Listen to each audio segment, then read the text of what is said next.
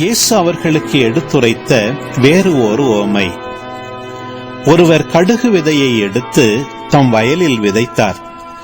அவ்விதை எல்லா விதைகளையும் விட சிறியது. ஆனாலும் அது வளரும் போது மற்றெல்லா செடிகளையும் விட பெரியதாகும். வானத்து பறவைகள் அதன் கிளைகளில் வந்து தங்கும் அளவுக்கு பெரிய மரமாகும். விண்ணரசு இக்கடுகு விதைக்கு ஒப்பாகும். அவர் அவர்களுக்கு கூறிய வேறு ஒரு உவமை.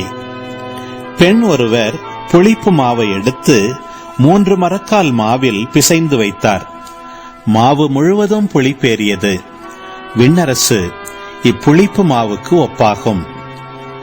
இவற்றையெல்லாம் இயேசு மக்கள் கூட்டத்துக்கு உவமைகள் வாயிலாக உரைத்தார். உவமைகள் இன்றி அவர் அவர்களோடு எதையும் பேசவில்லை.